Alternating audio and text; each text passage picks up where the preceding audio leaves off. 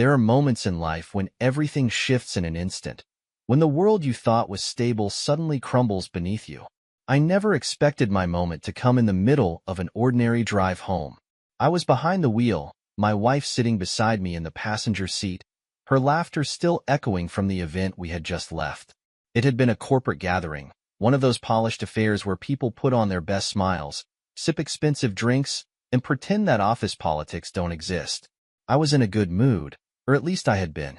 My wife, Celeste, was glowing, her blonde hair cascading over her shoulders, her fitted dress hugging her curves in a way that made her the center of attention the entire night.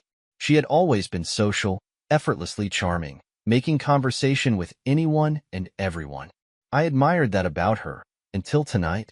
Somewhere between the jokes, the clinking glasses, and the lingering glances I had started to notice, a gnawing sensation formed in the pit of my stomach. I told myself I was imagining things. I had no reason to doubt her. We had been married for 9 years, solid years. I trusted her. At least, I thought I did. Then my phone buzzed. I glanced at the screen, not expecting anything unusual.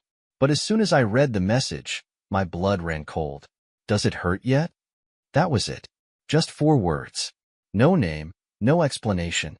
But something about them sent a chill straight through me. I frowned, gripping the phone tighter. "Everything okay?" Celeste asked, her voice smooth, casual. I looked at her for a brief second, searching for something, anything, out of place. But she looked the same as she had all evening, poised and radiant. I forced a nod. "Yeah, just work." I turned my eyes back to the road, but my mind was spinning. I didn't recognize the number. Maybe it was spam. Maybe it was someone messing with me. But my gut told me otherwise. Something about the timing, about the words themselves, they felt deliberate. A second later, another message appeared. "Check your wife's phone. If you have the guts." My stomach clenched. I swallowed hard, keeping my face neutral. The last thing I wanted was for Celeste to sense that something was off. I couldn't let her see the panic creeping into my veins. I forced myself to breathe evenly, think rationally. Maybe this was nothing. Maybe someone had the wrong number. But deep down, I already knew. I knew this wasn't random. My hands tightened around the wheel as we drove in silence. Celeste scrolled on her phone, completely unaware of the storm brewing inside me. The longer I stared at her, the more I noticed things I had ignored before. The way she angled her screen slightly away from me, the occasional smirk playing at her lips as she typed. I was being paranoid, right? But then came the third message. "She was all over him tonight. You really didn't see it?" A slow, suffocating dread spread through me. My chest tightened. My mouth went dry. My wife's laughter from earlier suddenly felt like an echo from another life. A life I wasn't sure was real anymore. I had 2 choices. I could ignore this, pretend I never saw the messages, go home, and sleep next to my wife like nothing had changed. Or I could find out the truth. And something told me I wouldn't like what I found. The air inside the car felt heavier now, thick with unspoken words and my own silent suspicions. I forced myself to keep my expression neutral, but my grip on the steering wheel was so tight my fingers ached. Celeste, oblivious, or pretending to be, was still scrolling through her phone, occasionally smirking at something on the screen. The messages had planted a seed of doubt in my mind, and now it was growing at an uncontrollable rate. My stomach twisted as I replayed the night's events, searching for signs I had missed. The glances, the small touches, the way she had laughed just a little too hard at a joke I hadn't even heard. I swallowed hard. I had to be careful. If I confronted her now, she'd have time to lie, to twist things, to make me feel crazy. No, I needed proof. I glanced at her phone in her hand, the sleek black case resting against her fingers. She wasn't the type to be careless, but there was a chance, just a chance, that whatever I needed to see was still open. "Hey," I said, keeping my voice light, casual. "Can you check what time my mom's flight gets in tomorrow? I think I left the email open on my phone." She turned to me, her eyes slightly narrowed, like she was searching my face for something. Suspicion? Guilt? I couldn't tell. "You can check later," she said, slipping her phone into her lap. That was all I needed to confirm what I already knew. If she had nothing to hide, she would have handed me her phone without a second thought. My heart pounded against my ribs, but I forced myself to keep my breathing steady. I had been right. Something was going on. I had to see her phone. I exhaled slowly and kept driving, focusing on the darkened roads ahead. A plan was forming in my mind. Something desperate, something reckless. I just needed to wait for the right moment. As we pulled into the driveway, Celeste let out a small sigh and stretched her arms, completely unaware of the battle raging inside me. "I need a shower," she said, unbuckling her seatbelt. It was hot in that place. I nodded, keeping my voice steady. "Yeah, you go ahead." She stepped out of the car, her heels clicking against the pavement, and disappeared into the house. My body tensed as I watched her go. This was my chance. I waited until I heard the distant hum of the shower, then slipped into the house. My heartbeat roared in my ears as I moved quickly through the hallway and into the bedroom. Her purse was on the nightstand, unzipped. I hesitated for only a second before reaching inside. My fingers closed around the smooth, cold surface of her phone. I had it. I turned the screen on, but of course, it was locked. My mind raced. I had seen her type in her passcode before. Quick, practiced motions she never thought twice about. I had an idea of what the numbers might be, but if I guessed wrong too many times, I'd be locked out completely.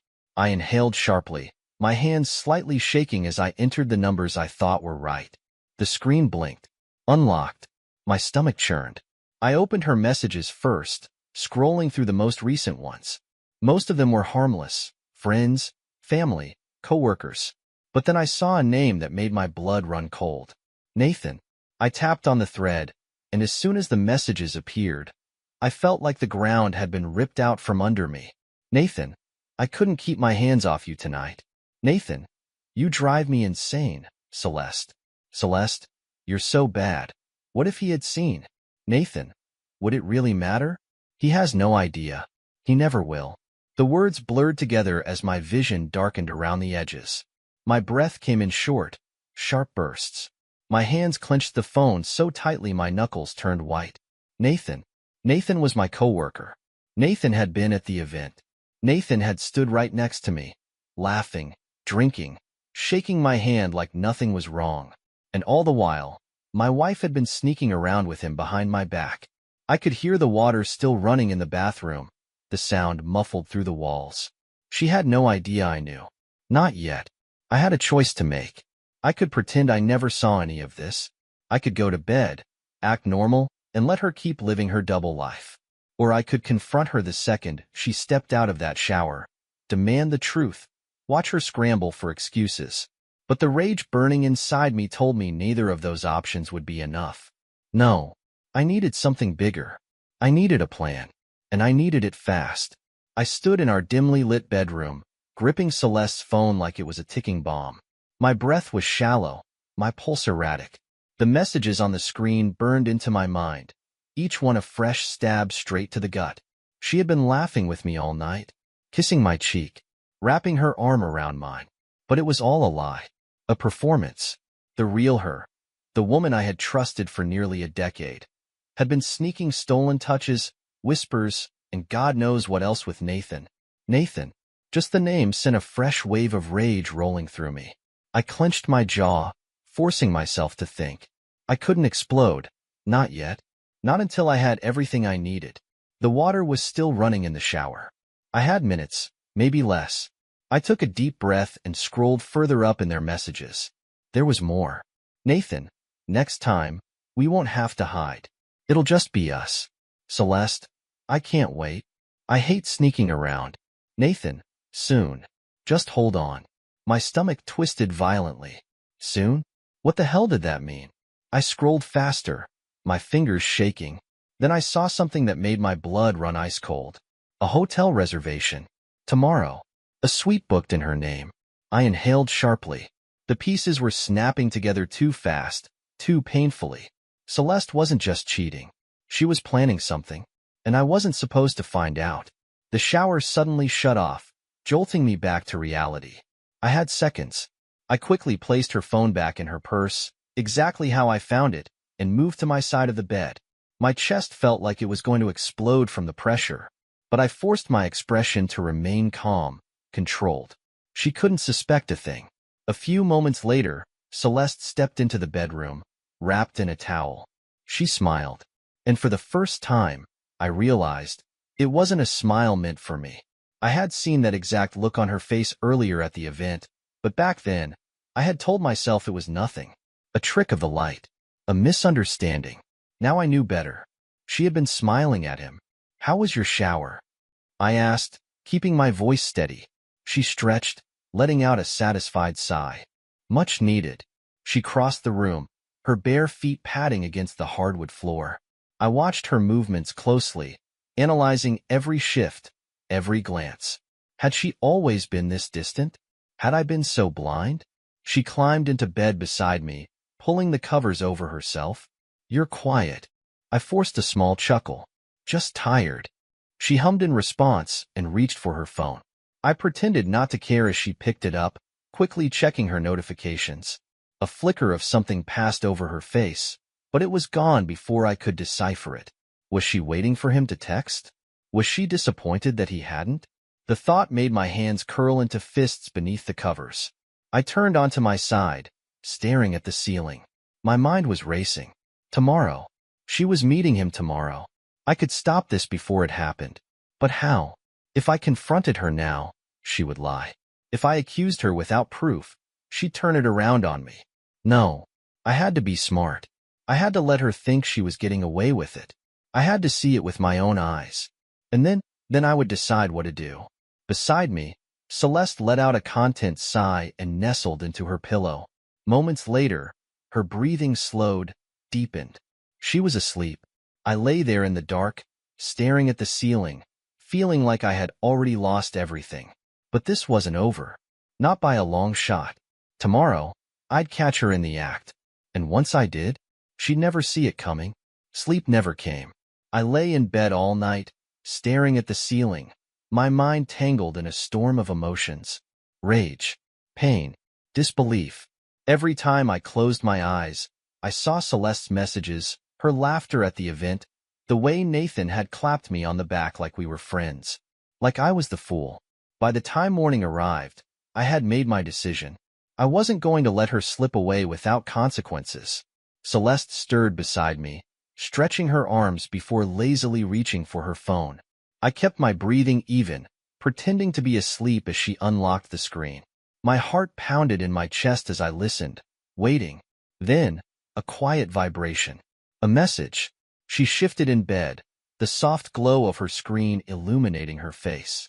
Even in the dim morning light, I could see the small smirk tugging at the corner of her lips. She wasn't texting me. I forced myself to stay still, to keep playing the part of the oblivious husband. A few minutes later, she slipped out of bed, tiptoeing across the room as if she were afraid to wake me. I heard the soft click of the bathroom door, then the faint sound of the shower turning on. I opened my eyes. Time to move. I carefully reached for her phone, hoping she had been careless enough to leave it unlocked. My pulse spiked as I tilted the screen toward me. Locked. Of course. But I didn't need her phone anymore. I already knew where she was going. The hotel. She thought she was clever, setting up a meeting in broad daylight, acting as if today was just another normal day. But she had no idea that I knew. I needed to get there before she did. The setup. Celeste emerged from the bathroom a few minutes later, towel wrapped around her body, steam following in her wake. She flashed me a small smile. Morning. I rubbed my eyes, sitting up slowly, forcing a yawn. Morning. She pulled open the closet, casually flipping through outfits like it was any other day. What's your plan for today? I asked, my voice even. Oh, she said, glancing at me over her shoulder. Just some errands, maybe a coffee with Liz. Liz, her friend, her human alibi. I nodded, swallowing the bile rising in my throat. Sounds nice. She gave me another smile, a liar's smile, and continued getting dressed. 30 minutes later, she kissed my cheek like nothing was wrong, like she wasn't about to meet another man in a hotel. I'll be back later, she said, grabbing her purse. Love you. The words hit me like a slap. I watched her walk out the door, listened to the sound of her heels clicking on the pavement, the car engine turning over. I stood there in the silence that followed, my fists clenched at my sides. This ends today. The hotel confrontation. I arrived at the hotel before her. It was an upscale place, the kind where people go when they don't want to be seen. I sat in the car, watching the entrance, my hands gripping the steering wheel so tightly my knuckles turned white. And then, at exactly 11:15 a.m., she arrived. Celeste stepped out of her car, wearing a dress I had never seen before. Tight, low-cut, meant for someone other than me. She pulled out her phone and tapped a message. A few seconds later, my stomach lurched as I saw him. Nathan. He emerged from a different car, looking relaxed, confident. He wasn't worried. He wasn't sneaking around like someone afraid of getting caught. Because he thought I had no idea. They met near the entrance. She smiled up at him, and he leaned in, whispering something in her ear. She laughed, touching his arm, the way she used to touch mine. I gritted my teeth, my vision narrowing. They disappeared into the hotel lobby. I sat there for a moment, forcing myself to breathe. Then I stepped out of the car. This wasn't about blind rage or impulsive decisions. No, this had to be done right. I walked inside, keeping my distance as I watched them approach the elevator. The doors opened, they stepped in together, and just as they turned, just as Celeste reached for Nathan's hand, her eyes met mine. The color drained from her face. She froze, her body going rigid, her fingers slipping from his grasp. Nathan, oblivious, hit the button for their floor, not realizing that something had changed, that I had changed everything. The doors slid shut, but it was too late. She knew, and she knew I wasn't going to let this go. The moment our eyes met, I saw it. The flicker of panic, the realization, the sheer terror washing over her. Celeste knew she had been caught, but the elevator doors closed before she could react, sealing her inside with Nathan. I stood there, my pulse roaring in my ears. The air conditioning of the lobby did nothing to cool the heat surging through my body. I could have stormed up to the front desk, demanded to know their room number, made a scene right then and there. But that wasn't how I wanted this to play out. No, I wanted to see it. I walked toward the receptionist's desk, keeping my expression neutral. The young woman behind the counter barely glanced up as she greeted me. "Welcome to the Covington Suites. Checking in?" I forced a small smile. Actually, my wife just went upstairs, but I forgot the room number. Celeste, blonde, red dress. Her fingers tapped on the keyboard. Ah, yes. She checked in under. She hesitated, glancing at me. "I'm sorry, sir. I can't give out room numbers for guest privacy." I exhaled, pretending to be amused. Of course. Hotel policy. I understand. Could I at least send something up to the room? A little surprise? That made her pause. "That's doable," she said slowly. "What would you like sent?" I pulled out my wallet, slipping a crisp bill onto the counter, keeping my movements casual. "A bottle of champagne." And I lowered my voice. "Just confirm which suite I should send it to, so I know it gets there." She hesitated. Then she checked the screen again. "Suite 1109, she murmured. I clenched my jaw. "Perfect," I said. Then I walked away. I took the stairs. 11 flights. My legs burned. My breath came in short, measured exhales, but I didn't stop. This was it. When I reached the 11th floor, I stood at the end of the hallway, staring at the room door. 1109. I could hear muffled voices. Laughter. I ran a hand over my face, grounding myself. I was shaking, but I wouldn't lose control. Not yet. I needed proof. I took my phone out and started recording. I moved closer, pressing my ear against the door. And then I heard her voice. Soft, low, intimate. A version of her I hadn't heard in years. "You shouldn't have kissed me in the lobby," she giggled. "Couldn't help myself," Nathan's voice rumbled. "You're irresistible." A long silence. Then, a quiet moan. I gritted my teeth so hard my jaw ached.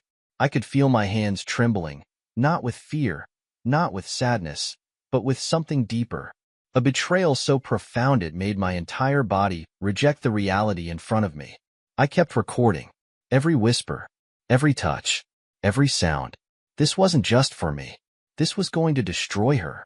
I stood outside the hotel room door, my phone capturing every damning sound, every whispered breath. The ache in my chest wasn't just from heartbreak anymore. It was something else, something colder. I had given Celeste everything, my love, my trust, my loyalty. And here she was, tangled in sheets that weren't ours, moaning for a man who wasn't me. I had the proof. I could walk away now, file for divorce, burn her world down with a few clicks of an email. But I wasn't ready to leave just yet. I wanted her to know exactly how badly she had messed up. My fingers hovered over the door handle. I wasn't going to burst in, throw fists, scream accusations. No, that would be too easy. I wanted to see the fear in her eyes. The moment she realized her perfect little lie had crumbled. I knocked. The noises inside stopped instantly. A second passed. Then another. Room service, I called, my voice steady. I heard scrambling, footsteps, muffled whispers. Then, a soft, cautious, just a second.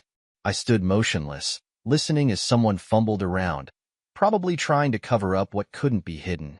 I imagined her pressing a finger to Nathan's lips, shushing him, fixing her hair, straightening her dress. The door cracked open just an inch. Celeste's face appeared, her blue eyes slightly wide, lips parted. And for a moment, just a brief, perfect moment, she didn't recognize me. She thought I was housekeeping. Then her entire body stiffened. Her pupils dilated. Her throat bobbed as she swallowed. I tilted my head, offering her the smallest, coldest smile. Surprise, I said. The blood drained from her face. I pushed the door open with ease. She hadn't locked it properly in her rush to greet me. Nathan was still by the bed, shirtless, a stunned expression frozen on his smug face. Celeste whipped around, her hands trembling as she reached for explanations that wouldn't come. Wait, I can. This isn't what it looks like. I laughed. Actually laughed. Not what it looks like. I stepped inside, taking my time. So what is it then? Her mouth opened and closed, but no words came. Nathan cleared his throat, shifting awkwardly. Look, man. I cut him off with a glare so sharp it shut him up instantly. Then, slowly, deliberately, I pulled out my phone and hit play. The audio of their betrayal filled the room. Celeste's breath hitched, her face twisting into something between horror and shame. Nathan ran a hand over his mouth, exhaling sharply. Damn. I turned to Celeste. How long? She blinked. What? How long? I repeated, my voice dangerously calm. Have you been screwing him behind my back? Her hands clenched into fists. It's not. Don't lie. She exhaled shakily. A few months. I nodded slowly, letting the knife twist deeper in my chest. Months. Nathan looked down, suddenly finding his bare feet interesting. I let silence stretch between us, let the weight of her words settle into the air. Then I chuckled under my breath, shaking my head. You really thought you'd get away with this? I asked. Celeste hesitated, her lips pressing together. It just happened. We never meant to. You booked a hotel, Celeste. My voice dropped lower. You meant every bit of it. Her eyes welled up. Fake tears. Crocodile tears. I had spent years thinking those were real. Not anymore. I pocketed my phone, exhaling deeply. You know what? I'm not even mad. She blinked, startled. You're not? I smiled, a smile that wasn't meant for her. No, I said, because I'm done with you. The finality in my voice made her flinch. I turned to Nathan, who looked like he wished he could evaporate into thin air. You two enjoy yourselves, I said, heading for the door. Celeste took a shaky step forward. Wait, please. I paused in the doorway. And then, without turning back, I delivered the final blow. I'll be sending the divorce papers tonight. Oh, and Celeste? She inhaled sharply. Why, yeah. I smirked. Check your phone. I already sent the recording to everyone we know. Her sharp gasp was the last thing I heard before I walked away, leaving her perfect little world in ruins behind me. I didn't look back. Not when Celeste gasped. Not when Nathan cursed under his breath. Not when I heard the frantic rustling behind me as she scrambled for her phone, probably to confirm that I had done exactly what I said I would. I walked down that hallway with a steady stride, my heart hammering in my chest, but my mind clear for the first time in months. No more second-guessing. No more doubts. I was free. The elevator doors slid open, and I stepped inside, exhaling a slow, measured breath as I leaned against the cool metal walls. My reflection in the mirrored panel across from me looked different, hardened, like a man who had just been through war and walked out the other side alive. As the doors closed, I heard Celeste's muffled voice from down the hall, rising in panic. Oh my God. He actually sent it. Nathan. He sent it to everyone. Nathan's voice was lower, angrier. Calm down. We'll figure this out. I smirked as the elevator began its descent. No, Nathan. You won't. The first wave of notifications hit my phone before I even reached the lobby. My plan had been simple. Gather evidence, expose the truth, and walk away. No violence, no destruction, no messy scenes. Just cold, undeniable proof. And it had worked. As I pushed through the glass doors of the hotel, stepping out into the fresh afternoon air, my phone vibrated relentlessly. Texts, calls, unread messages piling up. First one was from my brother. Elliot, dude, what the hell is this? Then from my best friend, Wes. Wes, is this some kind of joke? Tell me this isn't real. And then, the one that made my stomach drop. Her mother. Margaret, I don't even have words. Call me now. I clenched my jaw, inhaling deeply before pocketing my phone. No rush. Let them all stew in it. Celeste had spent months, maybe years, lying to me. Now, for the first time, she had to answer for it. The fallout. By the time I got home, the entire situation had exploded. Friends, family, even mutual coworkers had seen the messages, heard the recording. And Celeste? She was drowning in the wreckage. I barely had time to set my keys down before my phone rang again. Her. I let it ring. Then, a voicemail. I hesitated for only a second before playing it on speaker. Her voice came through, shaking, desperate. Please listen. I know you're hurt, but you didn't have to do this. I made a mistake. But we can talk. We can fix this. I love you. I scoffed, shaking my head. Love? That word meant nothing coming from her lips. Another call. Another voicemail. This time, her voice cracked with something closer to fear. You don't understand what you've done. My parents saw this. My boss, a sharp inhale. Please, call me back. Don't ruin me like this. I deleted it. She wasn't crying because she was sorry. She was crying because she got caught. And I wasn't going to save her. I sat down on the couch, finally letting myself relax. For the first time in what felt like forever, the house felt mine again. No more lies polluting the air. No more tension curling in my stomach every time she checked her phone. The only thing left was the final nail in the coffin. I grabbed my laptop, pulling up the email draft I had prepared earlier. The divorce papers were attached, ready to be sent. A clean break. Before I hit send, I allowed myself one last moment to reflect. Did I feel regret? No. Did I feel pain? Absolutely. But beneath it, there was something else. Something liberating. I clicked send. And just like that, Celeste was no longer my problem. The moment I hit send, a strange feeling washed over me. Something I hadn't felt in a long time. Relief. No more lies. No more second-guessing. No more waking up every morning wondering if the person beside me was who she claimed to be. Celeste had lost the privilege of being in my life. And now, I was free. My phone continued buzzing throughout the evening, messages pouring in from friends, coworkers, even some of her family members. Some were shocked. Some were furious. Some, to my surprise, were supportive. Wes, dude, I had a feeling something was off, but I never imagined this. Good for you. You deserve better. Elliot, proud of you, man. Seriously. Most guys would have stayed in denial. You handled this like a boss. Even her mother, after the initial anger, sent another message. Margaret, I don't know what to say. I raised her better than this. I'm sorry, truly. If you ever need anything, don't hesitate. That one surprised me, but I didn't dwell on it. I wasn't doing this for anyone's validation. I was doing it for me. Moving forward, the next few days felt surreal. The house was quieter, emptier, but not in a bad way. For the first time in years, I didn't feel like I was walking on eggshells. I didn't feel the need to check her phone, to wonder where she was going, to decipher the meaning behind every little thing. I was done with all of that. I focused on work, on hitting the gym, on reconnecting with people I had unintentionally distanced myself from during my marriage. And it felt good, better than I had expected. A week after the hotel incident, Wes convinced me to go out for drinks. I hesitated at first, but then I thought, why not? I deserve to celebrate this new chapter of my life. And that's when I met Lena. She wasn't like Celeste. She didn't dominate the room with fake charm. She didn't act like every conversation was a performance. She was real.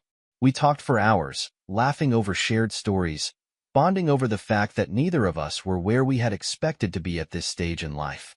And for the first time in what felt like forever, I wasn't thinking about Celeste. I wasn't bitter. I wasn't angry.